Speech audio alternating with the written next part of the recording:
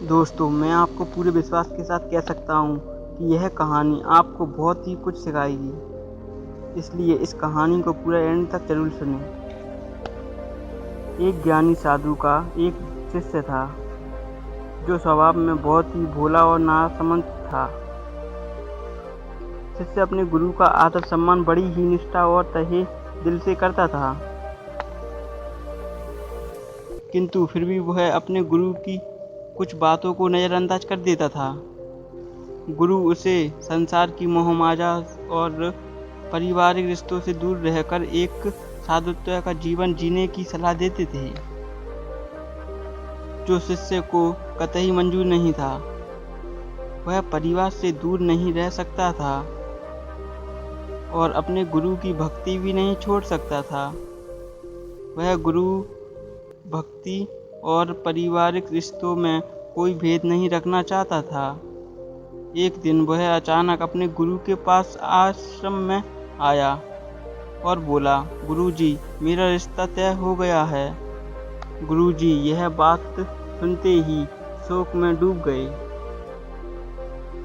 और अपने उदास मन से बोले, बेटा, तेरा रिश्ता तो हो गया, अब तू मेरे तरफ से गया। शिष्य अपने स्वभाव से थोड़ा भोला और नासमझ था।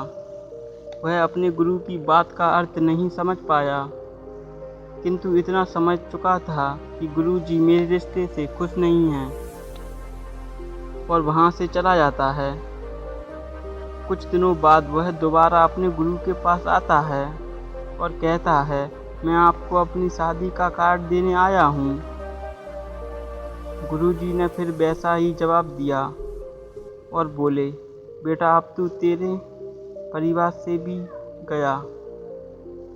उसने अपने गुरुजी के इस कथन का कोई जवाब नहीं दिया। कुछ दिन बाद वह फिर अपने गुरुजी के पास आया और बोला, गुरुजी, मेरा विवाह हो गया है और मेरी पत्नी भी घर आ गई। गुरुजी ने तीसरी बार एक वैसा ही कथन बोल डाला, बेटा, अब तो तू दुनिया से गया। अपने गुरु के मुख से ऐसी बातें सुनकर वह थोड़ी नाराजगी से बोला, गुरुजी, आप नहीं जानते, मेरे परिवार वाले मुझसे बहुत प्रेम करते हैं। हमेशा उन्हें मेरी फिक्र रहती है और मुझे पत्नी भी मुझसे प्रेम करने वाली मिली है। तो आप ही बताएं, मैं बंधनों को छोड़कर चला जाऊं? उसकी बात सुनकर गुरुजी बोले, तो क्या सच में तुझे ऐसा लगता है कि तेरे परिवार वाले और तेरी नई पत्नी तुझे प्यार करती है? वह बोला, जी बिल्कुल, इसमें कोई शक की बात नहीं है।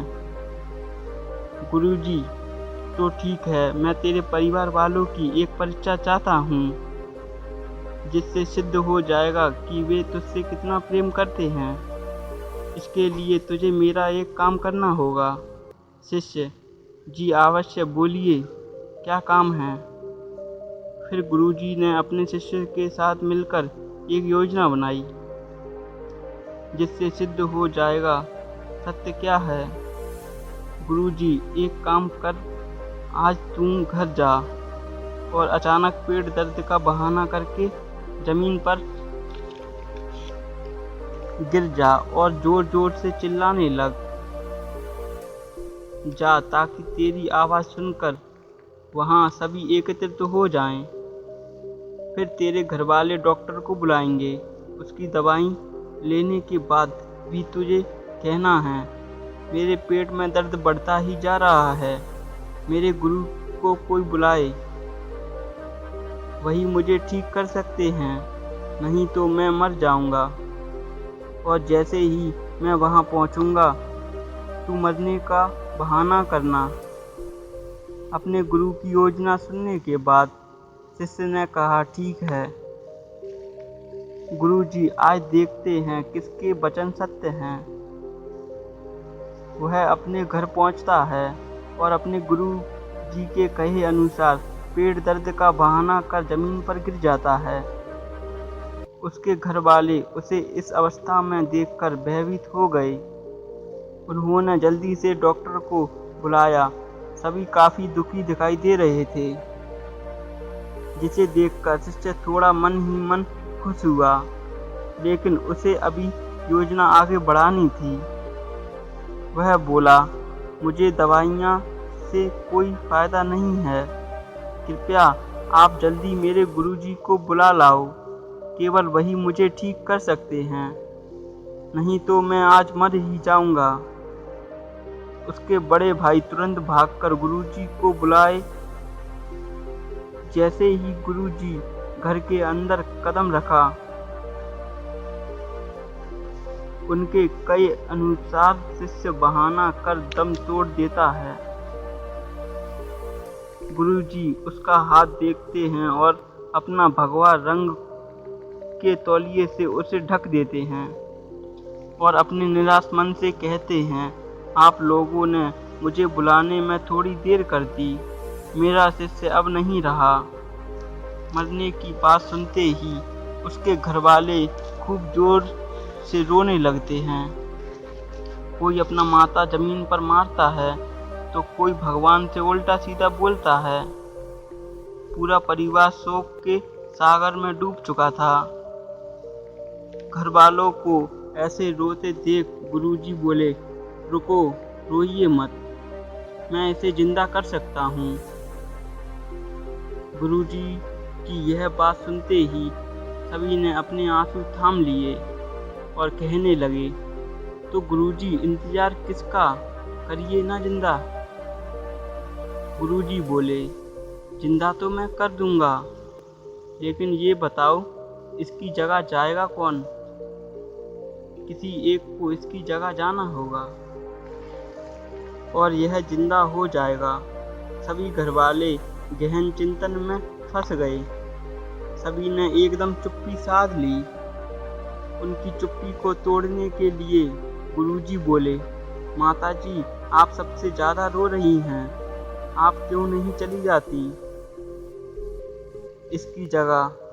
माताजी बोली, गुरुजी मैं चली गई तो मेरे पति को रोटी कौन देगा?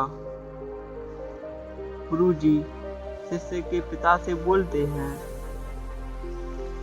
पिता बोलते हैं, गुरुजी मेरे बाद मेरी पत्नी का है ही कौन? गुरुजी उसकी पत्नी से बोले, जो अपने आंसू नहीं रोक पा रही थी। पत्नी बोली, गुरुजी मेरी नई नई शादी हुई है, अभी तो मुश्किल से 15 दिन ही हुए हैं, भला मैं क्यों अपनी जान दूं? मेरी तो दूसरी शादी भी हो जाएगी। सबकी बात सुनकर गुरुजी बोले, तो ठीक है, इसकी जगह मैं चला जाता हूँ। सभी घरवाले खुश हो गए और बोले, यह ठीक है गुरुजी, आपके आगे पीछे कोई है भी नहीं। गुरुजी बोले, ठीक है, मेरा कुछ सामान लाओ। 1 किलो दूध, 3 बाजरे की रोटी, 1 पाव देसी घी। घर वालों ने सभी सामग्री लाकर गुरुजी को दे दी। उन्होंने दूध में रोटियां मिलाईं और उसमें घी डालकर बोले, अब मैं यह पीऊँगा और मेरे पीते ही मेरी आत्मा इसके अंदर चली जाएगी।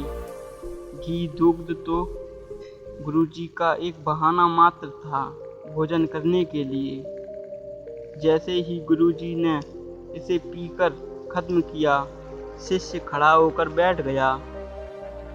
उसके घरवाले उसे जिंदा होते देख काफी खुश हुए, लेकिन अपने परिवार की नकली खुशी देखकर वह गहरे दुख में डूब गया। गुरुजी ने उसके उदास चेहरे को देखा और बोले, तो ठीक है, अब मैं चलता हूँ, यहाँ दम तोड़ दूंगा तो तुम्हें परेशानी होगी। मैं खुद ही चला जाता हूँ शमशान घाट। गुरुजी जैसे ही जाने के लिए आगे बढ़े, शिष्य ने उनके पैर पकड़ लिए और बोला, कहाँ जा रहे हो गुरुजी? अपने इसे भोले भाले शिष्य को नहीं ले जाएंगे? तब से शिष्य सांसारिक मोह माया और पारिवारिक रिश्तों से अपने सारे बंधन तोड़ लिए। अपने गुरुजी के साथ दूर रहने का निश्चय कर लिया और उन्हीं की कृपा से उसने अंतर्ध्यान के लिए नाम शब्द हासिल किया। गुरु और शिष्य की यह कहानी आपको कैसी लगी? कृपया कर कमेंट में लिखना मत भूलिएगा।